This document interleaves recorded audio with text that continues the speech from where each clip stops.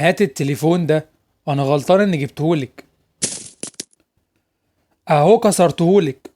هو انا جبتهولك يا هانم عشان تتكلمي وتتسلي بيه وتنسي مسؤولياتك؟ مالك يا أحمد؟ ده أنا كنت بكلم ماما، دي كانت تعبانة. ما تتعب براحتها. انت وراكي مسؤوليات بيتك. ومفيش تليفون ليكي تاني. انا هاجي من بره الاقيكي مخلصه الاكل وتنظيف البيت وتكوني منيمه العيال. انا واحد بتعب في شغلي طول اليوم، يعني عايز اجي ارتاح في بيتي وما اسمعش كلام كتير. وعقابا ليكي مفيش تليفون تاني غير لما اشوفك هتسمعي الكلام ولا لا. عايزين تعرفوا جوزي بيعمل معايا كده ليه؟ تعالوا أحكيلكم قصتي. أنا سمر، عندي 36 سنة. اتولدت بنت وحيدة وسط ولدين وأنا الأصغر. أبويا كان حنين عليا قوي، لكن أمي رغم حبها ليا إلا إنها كانت بتعاملني بقسوة. هي طريقتها كده في التربية. وبسبب الشدة والقسوة من صغري لحد لما كبرت طلعت مطيعة جدا لكل اللي حواليا. حتى لما اتجوزت بقيت مطيعة جدا لجوزي.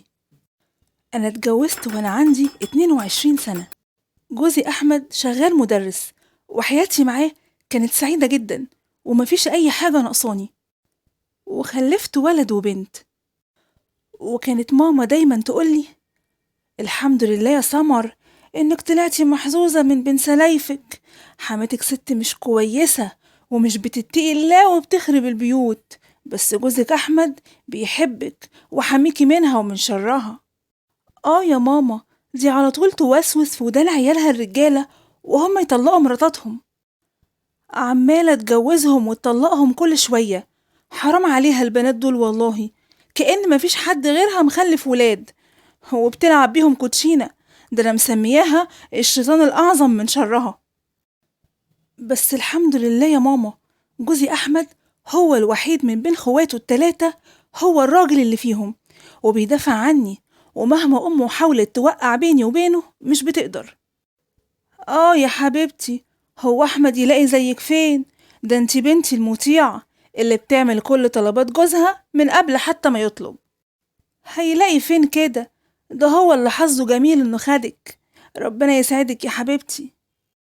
يا رب يا ماما، ويبعد عني شر الشيطان الأعظم. انتي عارفة يا ماما، كنت امبارح أنا وأحمد والعيال عند حماتي ولقيتها بتقولي: أحمد على طول بيشكر لي فيكي وفي شغل بيتك وأكلك. ما تقومي كده وريني شطارتك وأنا هقعدلك بالعيال. وبعدين انتي عارفة اني ما عنديش بنات وانتي مرات ابني الكبير. يلا بقى اعملي لنا الغدا، انا لسه ما عملتوش. لو على الاكل انا اجيب اكل جاهز. حرام. مراتي تعبانه معايا ومع العيال طول الاسبوع. ده اليوم الوحيد اللي بترتاح فيه. انا ما عرفتش اربيك والله. انت مش زي اخواتك اللي بيسمعوا كلامي. همك تعب مراتك ومش همك تعب امك. طب البيت عايز يتنضف. انا هبعتلك واحده بكره تنضف لك البيت. مرتاحه كده يا ماما؟ مش بقولك ما عرفتش اربيك، بتاع مراتك بس. لكن للأسف حياتي الجميلة دي ما استمرتش. فجأة حياتي مع أحمد اتقلبت 360 درجة، وبقى عصبي جدا معايا على أتفه الأسباب. لدرجة مرة وإحنا قاعدين على السفرة بناكل أنا وهو والعيال، لقيته مسك طبق الأكل وقال لي: الاكل فيه ملح زياده وحرمولك في الزباله. انت بتطبخي من غير نفس، عشان كده الاكل مش بيطلع حلو. يا أحمد الأكل مملح سنة بسيطة قوي، يعني يتاكل عادي. والله غصب عني، مش قصدي. مش هعمل كده تاني وهخلي بالي. بس حرام عليك ترمي نعمة ربنا، النعمة كده تزول من وشنا. اخرسي، ما اسمعش حسك.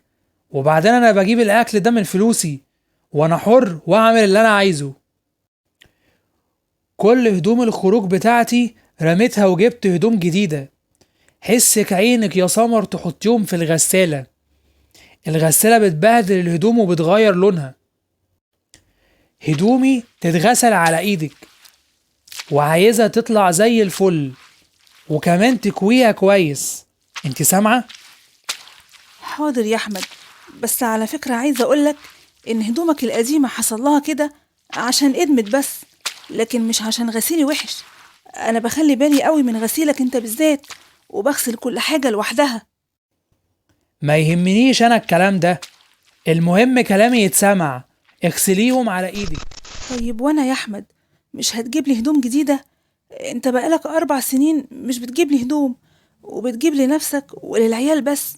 لا مش هجيبلك، البسي اللي عندك. وبعدين انت بتروحي فين يعني؟ ده أخويا هو اللي بقى يجيب لي هدوم جديدة لما شاف الهدوم اللي عليا ادمت قوي، وهي دي الهدوم اللي بلبس فيها دلوقتي، لولاه كنت هلبس مقطع. ربنا يخلي لك اخوكي، يبقى قوليله يجيب للعيال كمان، عشان انا مش بجيب هدوم غير لنفسي. انا واحد بشتغل وبنزل كل يوم، ومظهري يكون مهم. وأحمد بقى يضربني ويمد إيده عليا على طول، حتى لو كان السبب تافه، لدرجة مرة بقوله: جارتي قالت لي احتمال المية تقطع بعد شوية، هروح عاملة كروانة مية احتياطي. لا سيبك منها، ما تمليش ولا حاجة. انا مش بحب منظر الكروانة كده في الحمام، وكأن الحمام مكركب. بس أنا مليت مية وما اهتمتش بكلامه، خفت لحسن العيال يحتاجوا المية لو قطعت فعلا.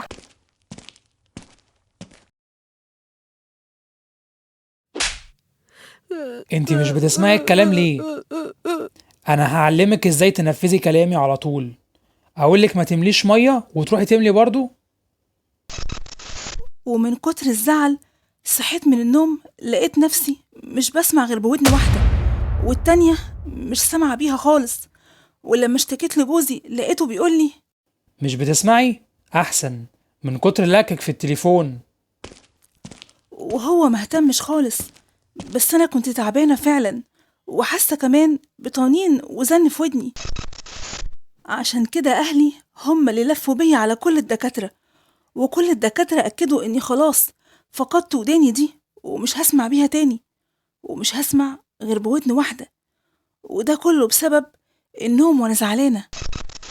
وفي مرة وأنا عند حماتي لقيتها بتقولي: جوزك أحمد بقى يشتكيلي منك، إنك ما بقيتيش زي الأول في شغل البيت، اتعدلي معاه وإلا هخليه يتجوز عليكي، واحدة تبقى أحسن منك في شغل البيت.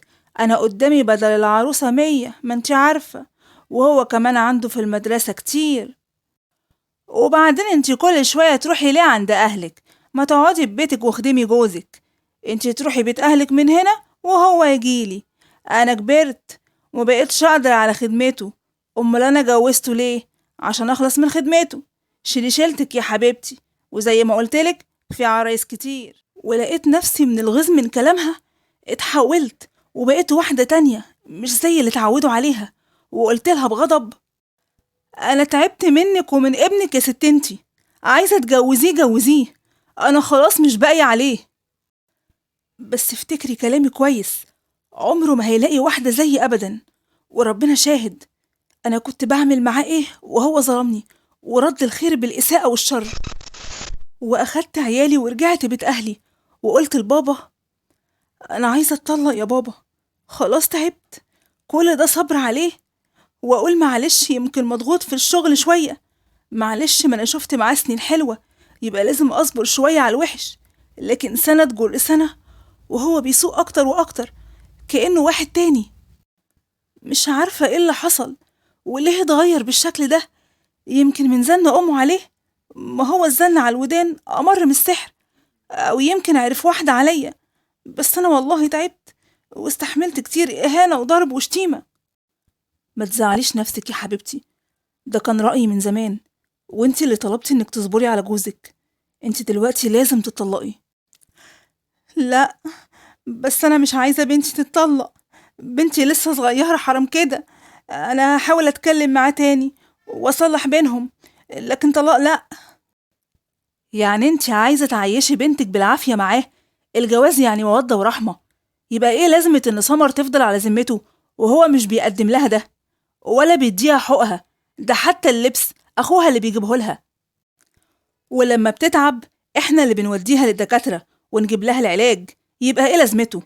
انتي اهم حاجة عندك انها تكون متجوزة وعايشة في بيتها حتى لو كان جوزها خيال مآتة.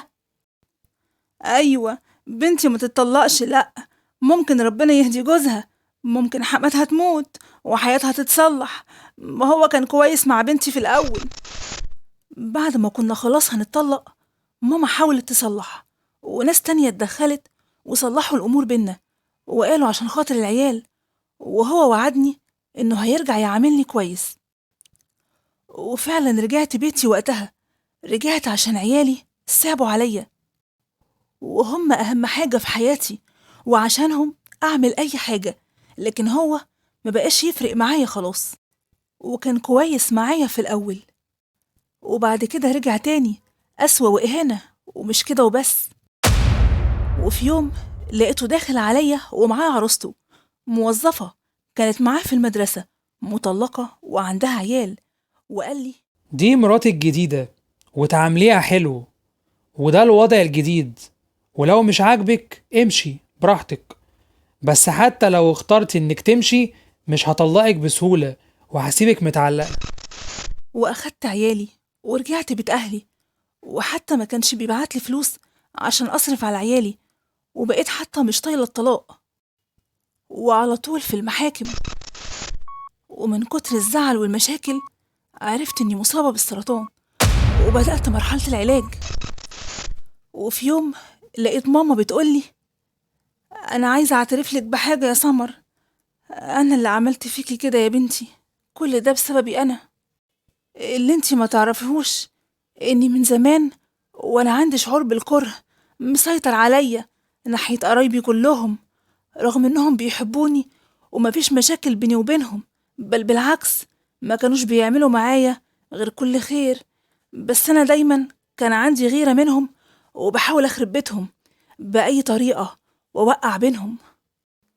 بس أكبر ذنب عملته لما خليت أخوكي يطلق بنت خالتك رغم إنها كانت مظلومة.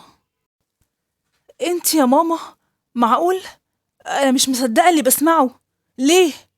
بس انت كده ظلمتي بنت خالتي وأخويا كمان. ازاي هنا عليكي ابنك تخربي بيته بالشكل ده؟ وقتها غيرتي كانت عمياني، وكنت فاهمة الدنيا غلط، كنت عايزاكي انتي تبقي عايشة أحسن منهم، فكنت بحاول أمنع الخير عنهم على قد ما أقدر، ويبقى انتي بس اللي عندك الخير. يا ماما بالعكس، الحقيقة إنك لو عايزالي الخير بجد يبقى حب الخير للناس، دي سنة ربنا يا ماما على الأرض. خلي بالك يا ماما، لازم تتوبي، وكمان تحاولي تصلحي اللي أفسدتيه. ربنا غفور رحيم يا ماما، بس للي بيتوب ويصلح.